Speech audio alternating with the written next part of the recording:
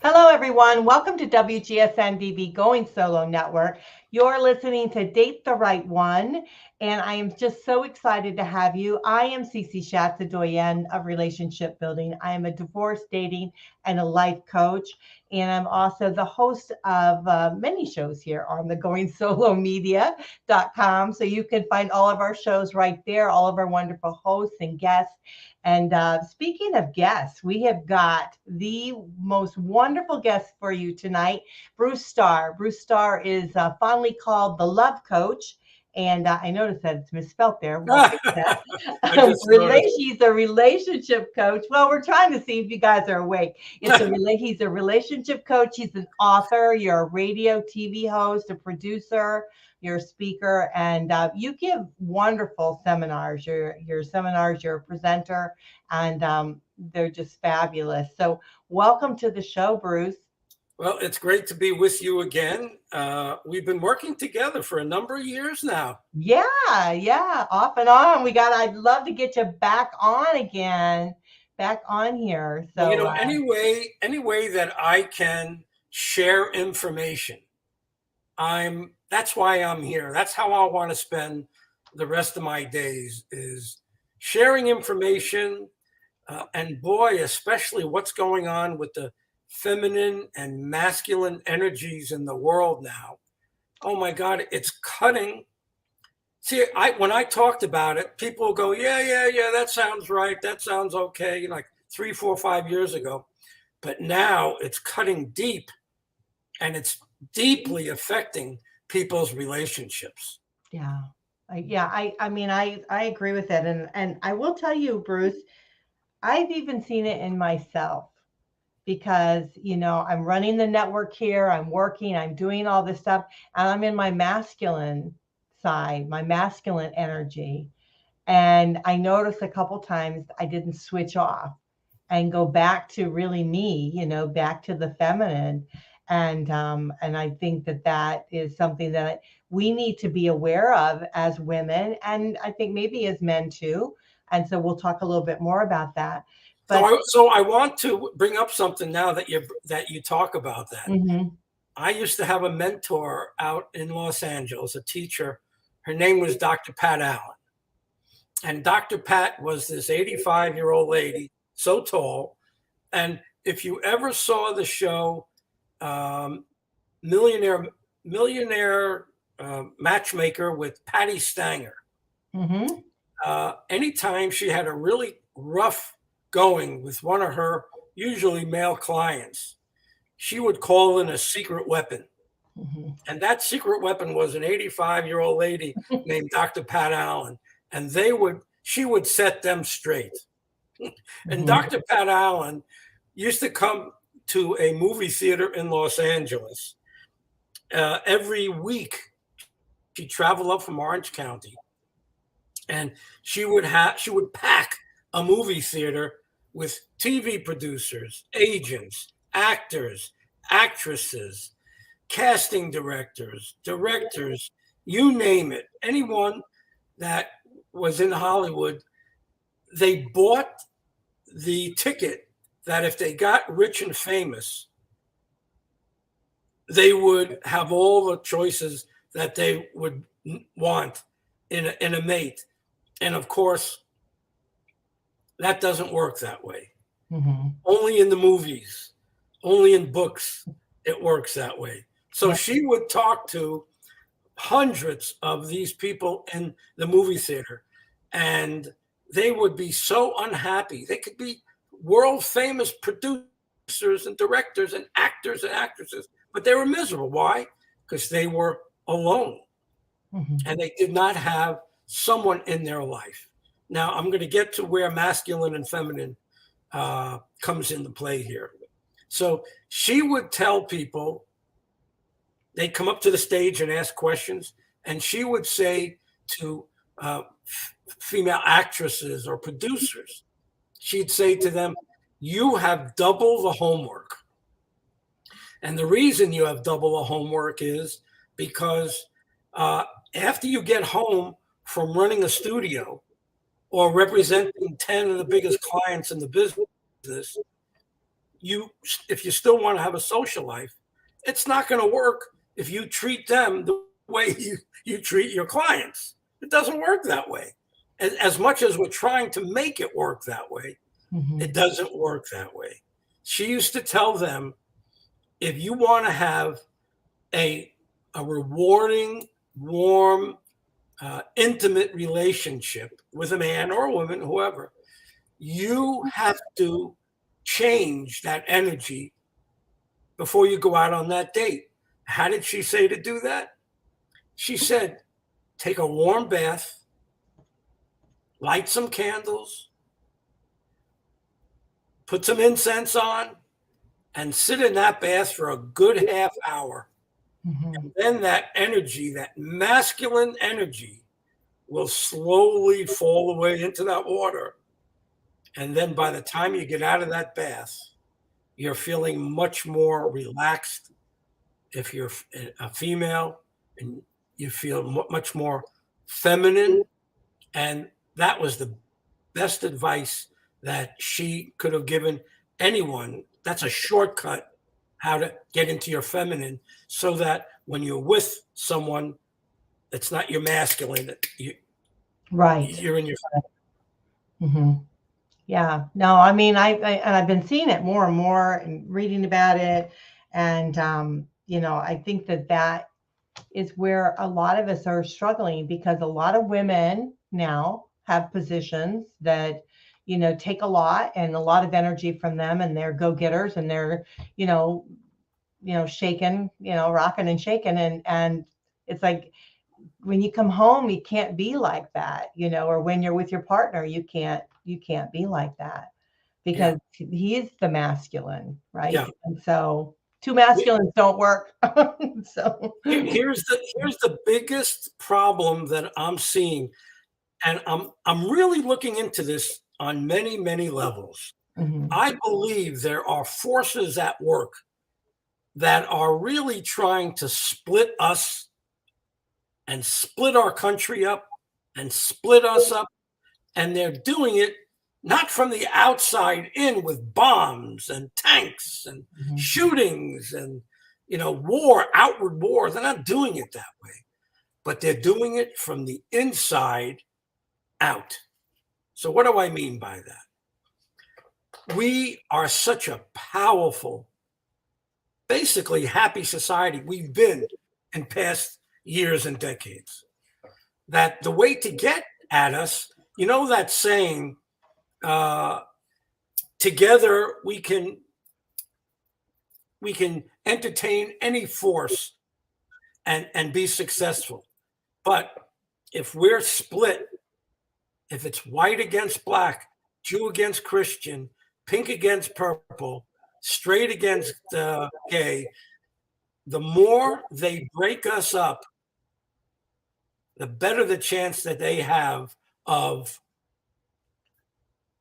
inflicting pain upon us. And it went way back to where I'm not going to say they, but there are forces at work here that want to separate us, that don't want us to be that beautiful American family that we had in the 50s and the 60s. You remember those shows, Dick Van Dyke and oh yeah, but I tell you, Bruce, times have changed. I mean, we've evolved, and more women are in the workforce now than they were back then in the 50s, and just our economy's changed, and just everything has changed about it, and our relationships have taken a dive because of it. Because we haven't been able to focus on our relationships at all. We've been just focusing on keeping food on the table and clothes on our backs and that kind of thing, and I don't even know if people are spending that much money on entertainment as they used to, but isn't it interesting though that whatever we focus on other than love, whatever we focus on other than kindness, it was in the 60s, it was people getting high and LSD and all that stuff. And that stopped working, of course. In the 70s, it was sex. I mean, sex was everywhere, and it was fun. It was fun being around at that time. Thank you very much. But then it became money. And I saw it right in front of my eyes that people became fascinated with money and focusing on making money. And isn't it interesting that with all the people focusing on making money and making sort of money their God, there's less of it in our pockets now than ever before. Mm-hmm. And so that can't be the answer either. Now, when I started saying about the Dick Van Dyke Show, yeah, I would never say that women should stay home and raise kids unless they want to. A lot of women want to do that. mm-hmm. If people want to go out and get a job, I think that's great. But if you look at the results of what's happened in the last 20 or 30 years with that thought process that everybody should be out working, what's happened to the kids? Mm-hmm. The kids, I remember the generation after me was called latchkey kids. Latchkey. What does that mean? It means that when I was growing up, I came home from school, my mom was there. She was home, she was cooking, she was doing whatever she did. She made me feel like my whole within my family. And then when dad came home, we all had dinner together. Okay. That's what made America so fantastic. Now, not everybody had that experience. Mm-hmm. But right after my generation, the latchkey kids, when the mother went off to work and didn't come home until 5 or 6, the child had to open the door by himself, had to have a key, walked into an empty apartment or house. There was no one there. And who knows what happened? They did, hopefully they had some degree of intelligence and smarts and didn't do anything too terrible. I mean, listen, none of us were perfect, but it was a perfect opportunity to do all sorts of wrong things. And when your parents aren't there to teach and guide and counsel, that's when there's a problem. And that's what's happened. It's not that it's wrong for a woman to be away at work, but what is happened is the children have gone without the kind of coaching and parenting that we've had for 5,000 years before that. And it's a problem. And it's showing its face now in many, many ways. Mm-hmm. Yeah, you're probably right on that, and again, it's the energy that we're getting, right? We're getting that masculine, feminine. So let's talk a little bit about that. Maybe you can explain to the audience what that is exactly, the feminine and the masculine energy. Sure. I owe again a lot of this to Dr. Pat Allen, who wrote the book, Getting to I Do. She's like 85 or 90 now. She's still around. And she's such a great lady. So she explained it perfectly to me. And I remember I had her on a show of mine. She traveled all the way up from Orange County to come and do a show of mine in the San Fernando Valley out in Los Angeles. And she, I would say to her, so feminine energy is this and masculine energy is that. And this was after coming to many of her presentations and thinking I got it right. She'd say, no, that's not what it is. And she had to tell me that when I was on my show. So here's the situation. For 5,000 years, we've had Fred Flintstone and Wilma. Mm-hmm. We had the masculine male go out, leave the home, go out and work all day, make money. And even before he worked in the rock quarry, maybe he went and had to get meat and catch the food. And the woman had a tremendous responsibility of raising the children, doing whatever she had to do to keep that family unit together. The masculine didn't have anything to do with that. And I have a problem with someone who says that the female energy is less strong than a masculine energy. in some ways it is, but not really in important ways. Mhm. So you have the masculine energy who's aggressive and assertive and goes and does whatever he has to do to create a supply for the family. The feminine is a receptive energy. The masculine is an aggressive energy. The feminine is a receptive energy, not weaker, not any stronger, not any weaker. So what's interesting is people would say, I remember a lot of women would say at my seminars, if I don't go up to him and say hello, he'd never come up to me. Well, I can't say yes or no about that, but let me just say this. A masculine, assertive man wants desperately, and this is what's been taken away from him, wants desperately to find someone who he's attracted to, who he wants to be with, who he cherishes, that he can bring home to mom and dad. Desperately wanting to find that. Now, if a aggressive, masculine female goes up to him, because that's an aggressive action. Mhm. Going up to someone is a very aggressive and masculine action. If she goes up to him, believe me, men love that because they say to themselves, oh, they look him up and down. And if they look good enough, if they have enough of what he wants, he'll say yes. But what is he saying yes to? He's saying yes to someone who is making it easy for him to have her. He doesn't have to chase after her. He doesn't have to pursue her. He doesn't have to work hard for her. He doesn't have to earn her. All he has to do is the very feminine thing and go yes or no. So the aggressive masculine female has turned the males feminine and receptive. Mhm. They're the ones that go, okay, you, but when they do that, does that mean that you're the one that they've been searching for forever? Probably not, because you chose them.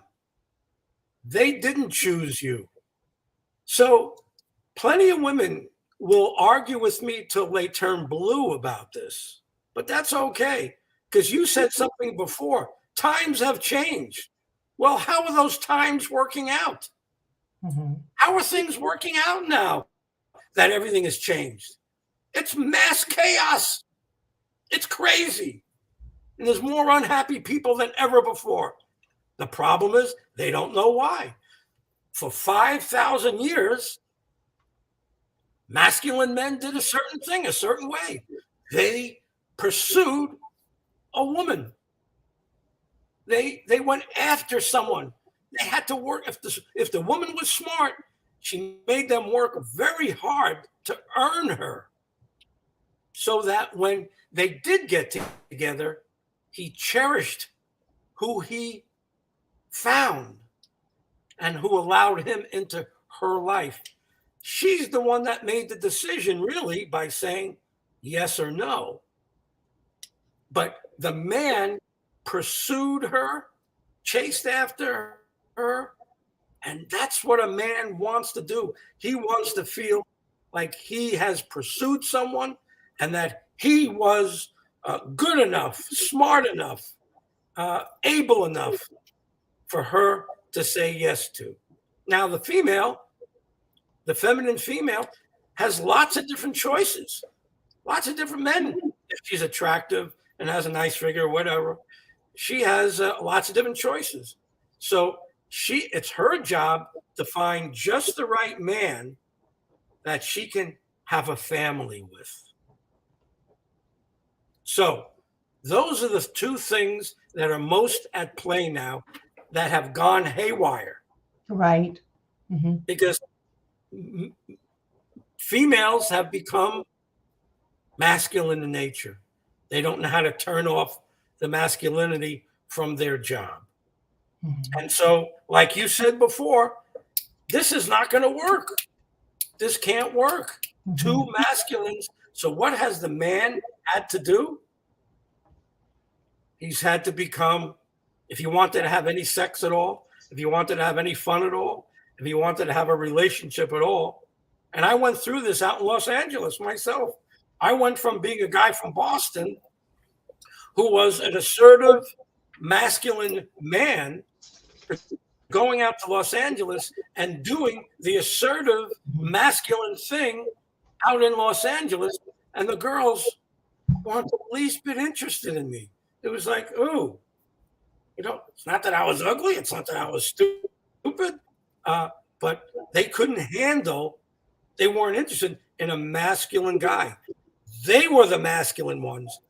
They wanted to pick and choose. So finally, one of the comedians who I hung out with, he says, your approach is not going to work. I said, what are you talking about? He said, if they don't pick you, you're not going anywhere. And I said, oh, wow. And I had to sit back and watch that for several months before that struck home as what's going on. But then I was stuck in that, well, I'm not interested in that one who came up to me. And I'm not interested in that one. I want to find somebody that I can who can get my heart going, who I can get into the sweats when I see her. I went through that when I was, 17, 18 years old. Mm-hmm. I wanted that. So it's a very difficult, trying thing. Now, I want to bring up something else. Remember I said before, a woman will say, love coach, if I don't go up to a man, he's never going to go up to me. Right. And I said, listen, that's not the way it's been done for 5,000 years. But here's a way that does work.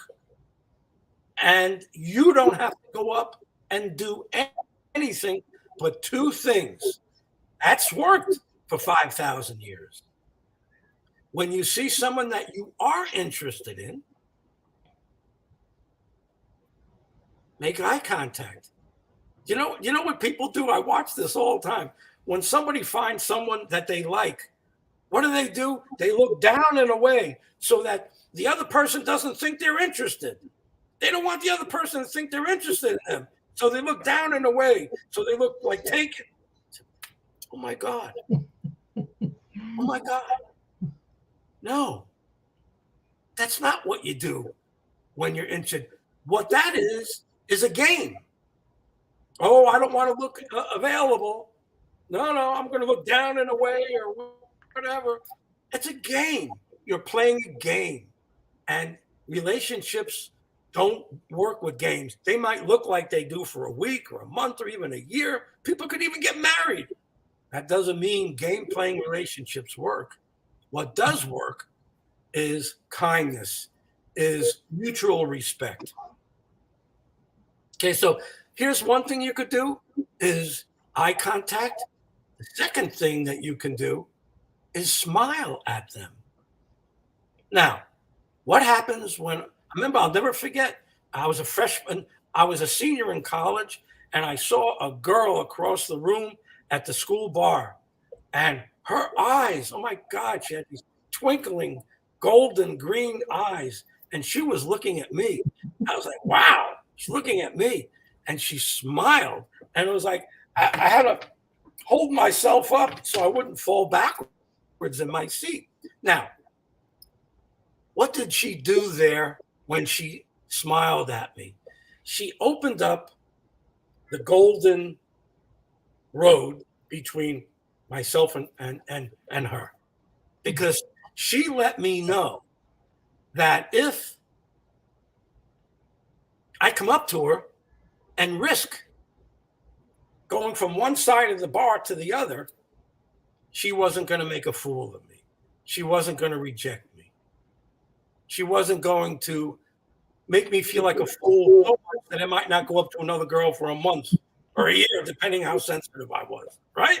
Mm-hmm. Isn't that what happens?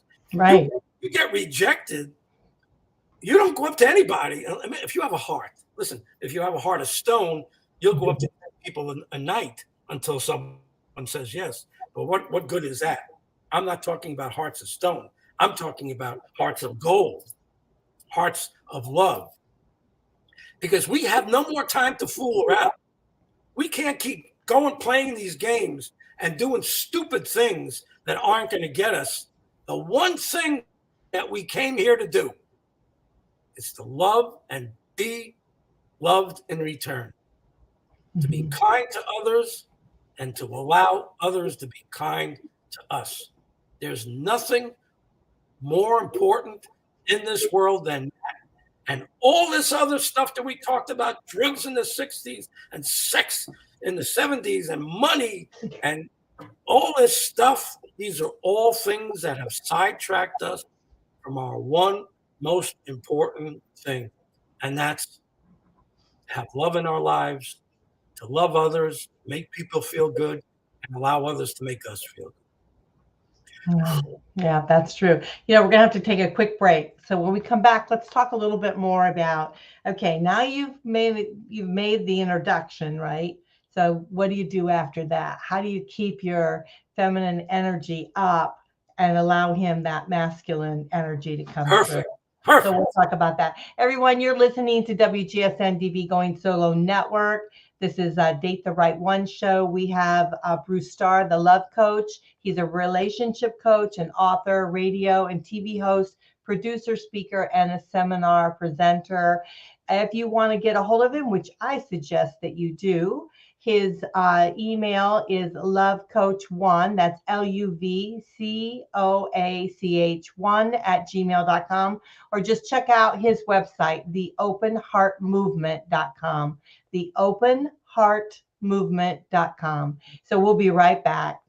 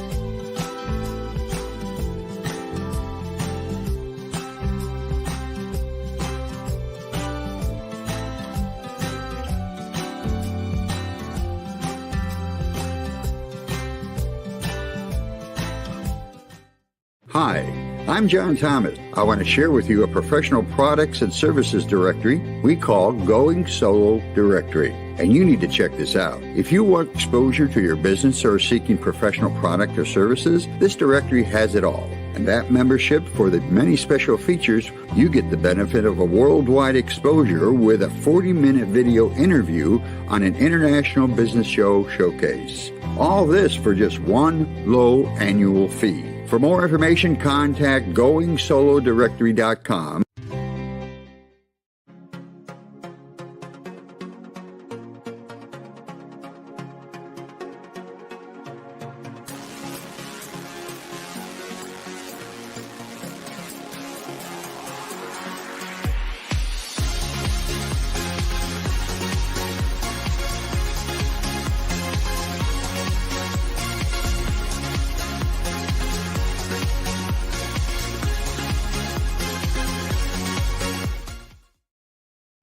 Welcome back. You're listening to Date the Right One right here on WGSN-DB Going Solo Network.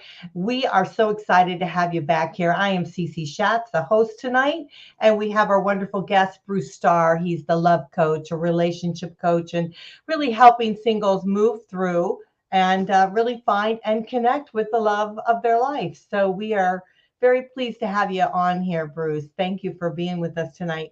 I want to mention real quick, though, you are also the author of two great books. You are an author of The Body Traders, Transforming Back from Player to Lover, and your new book, which is Her Teen Love Coach. So let's talk a little bit about your books. Okay. So what's interesting is I have basically in different degrees have had the book Body Traders for about 10 years. It's taken me 30 years to complete. And I just wasn't getting the traction that I needed with that name because people don't understand that name. And they think it's trafficking or whatever. And so I consulted with some interesting people, and I have changed the name of both of these books.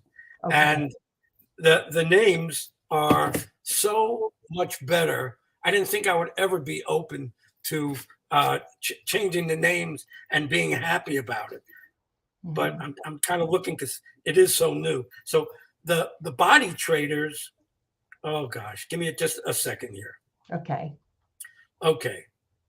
The Body Traders I've changed to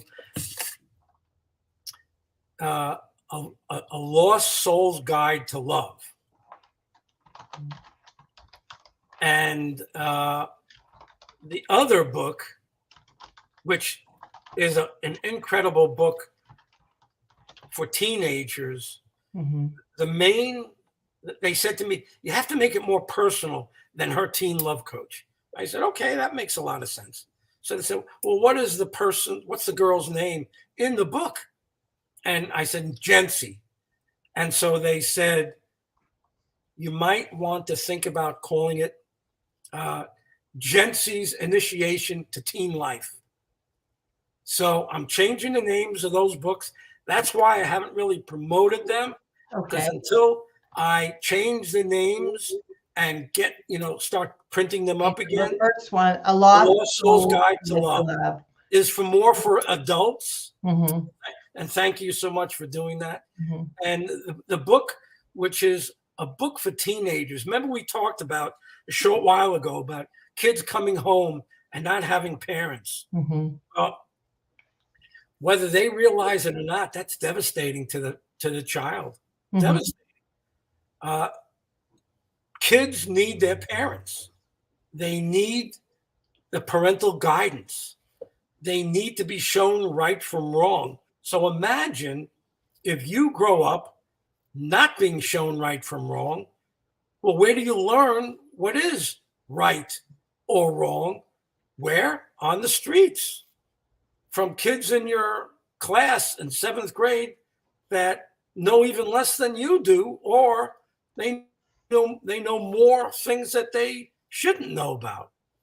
So it's so important that a teen have coaching. Now, this book is about a young girl who loves to go to the park and feed birds. And one day she sees this guy who's all these birds, or hundreds of birds all around him. And she's like in awe of this guy. And after a few weeks of watching this, it doesn't happen overnight. He doesn't approach her. They become friends. And she asks him a question from time to time. And she realizes that the answers she's getting from this guy are answers to questions she never had before. And she never knew this stuff before. She didn't know anything. So this book is about a teenager from 13 to 18 having this mystical relationship coach for a friend answer every question that she has about being a teen, relationships, everything that a teen could possibly ask, he gives her answers for. That's for an important book. Yeah, I mean, that's very important. I mean, I think, as you're growing up, there's questions that you have to ask. You've got to have somebody that you can trust enough to be able to answer those and guide you in the right way. So I think it's an important book. I mean, our kids need to be able to have resources to be able to go to, and which is very, very important. But let's talk a little bit more about this topic tonight, because I mean, I'm hearing it everywhere, the feminine and the masculine energy. And we talked about at the beginning of the show, we talked about, relationships and and opening that door, feminine being feminine, allowing the man to be masculine in the energy, and then meeting, through eyes contact, and slowly getting into that. But how do you keep that in today's world? How do you not step on or overstep on that? Because this is what I'm hearing more and more with relationships is, again, like you said, take the bath, a woman, and try to get back into her feminine, but that's kind of hard to do when you're at such a fast pace in life. So is there a trigger we can do that'll kind of remind us to get back into our feminine, or what? Well, you have to figure out what's important to you.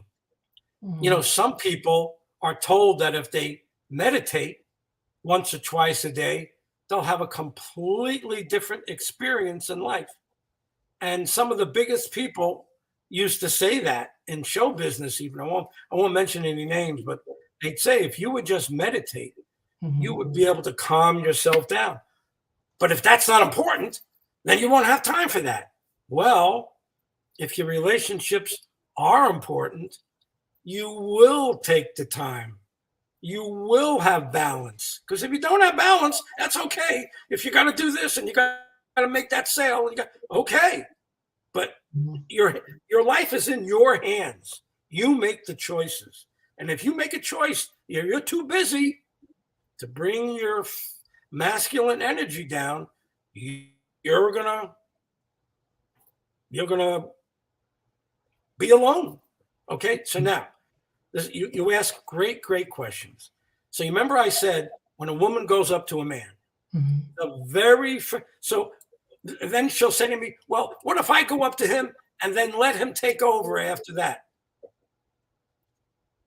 Sorry, it doesn't work. The very first contact that you have together establishes who the masculine one is and who's the feminine.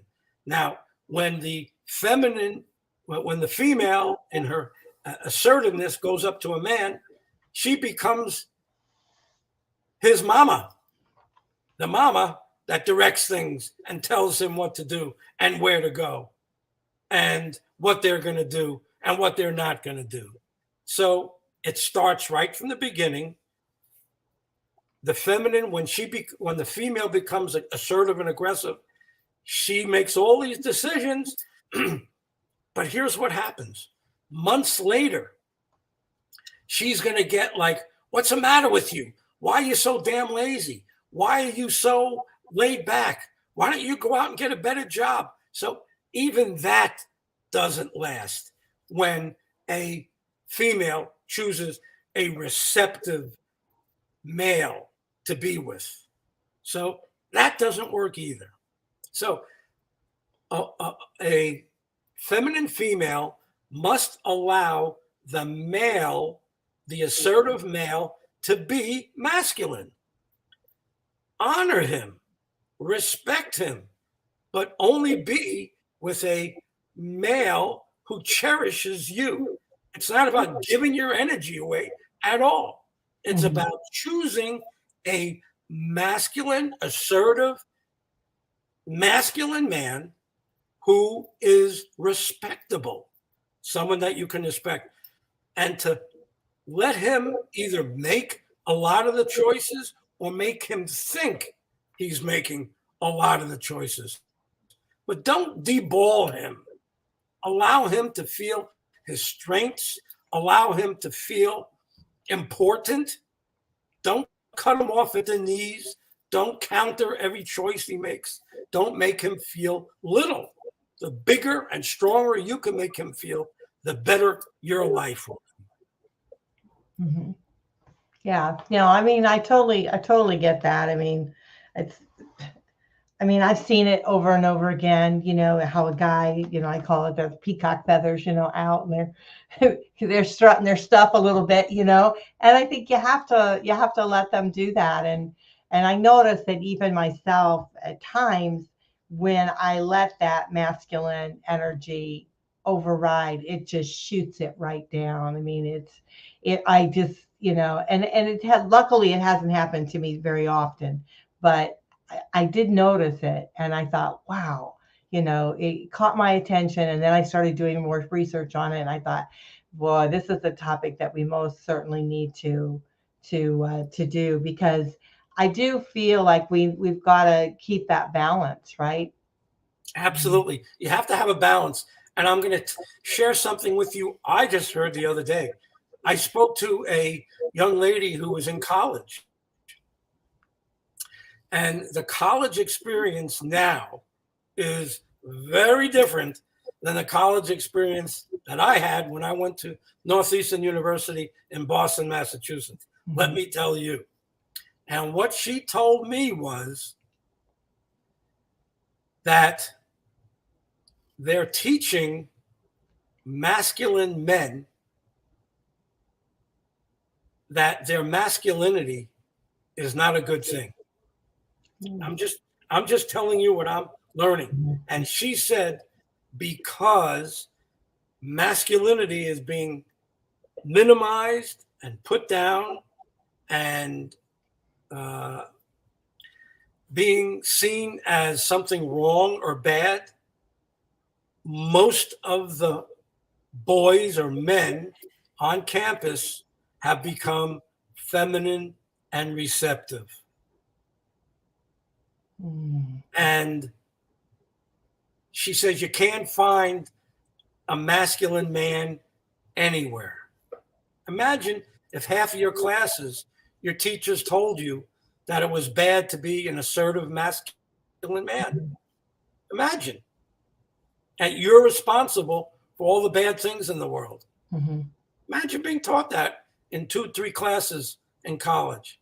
Well, I think they're mistaking a masculine energy. Now we're talking a masculine energy. We're not talking about physically, abusive or something. No, of course not. Because I think they're confusing that. They're making it as if you're masculine, you're too assertive, you're too, where it can be a borderline abusive, right? And that's not what masculine energy is. Masculine energy is allowing a man to be a man and a woman to be a little softer and a little bit more receptive. And so it's, it's not like knocking them down in the caveman type of thing going on. That's not what it is. So yeah. Dr. Pat Allen said the only way it's worked for 5,000 years is for a masculine male to be with a receptive, feminine female. Mm-hmm. Now, if you have 2 feminines, receptives, nothing happens. You can't get anything going. Nothing happens. And you can't have 2 masculine energies. The only way it's worked, I'm sorry, everybody. If you want to hate me for hearing this message, that's okay. I'll take your bows and arrows. I'll be glad to talk to you about it anytime. I know this is true. The only way it's worked for 5,000 years is for a strong, masculine male being with a strong, feminine, receptive female. Fred Flintstone, Wilma Flintstone, that works. Yeah. And it's like protection, isn't it? It's like it's like the guy protecting the woman, making her feel protected and safe and all of that. It's not being aggressive to the point where, anything such. But we're going to have to close out the show because it went by so fast. I can't believe it. Wow. I know. It goes by very, very fast. And we've got another show, the Veterans Corner, on after this. So we will have to close it out. But everyone, we were listening to Burce Starr. Burce Starr is the love coach. He's a relationship coach, helping those really move through and connect and really have those great relationships. So if you are interested in contacting him, and I would suggest doing so, contact the Luvcoach1@gmail.com. That's LUVCOACH1@gmail.com, or just check out his website. It's theopenheartmovement.com, theopenheartmovement.com. And he does a lot of seminars, things like that to help singles. A lot of really great things. Like he said, he's kind of purposing his books, renaming them, kind of touching them up a bit. So you want to check those out. The Lost Soul's Guide to Love is one of them. And then the other one is a teenage book. So, if you want to know more about this, understanding your female masculine energy, get with him because he's pretty much an expert on it. So thank you, Burce. I really appreciate you being here today. Thank you, Cece. It's been great like usual. Yeah, it's a lot of fun. Maybe we can twist his arm and get him to come back on more often. We would love that. So, all right, everyone, you're listening to Date the Right One on WGSN-DB Going Solo Network. I am Cece Shatz, and I'll talk to you later. Bye for now.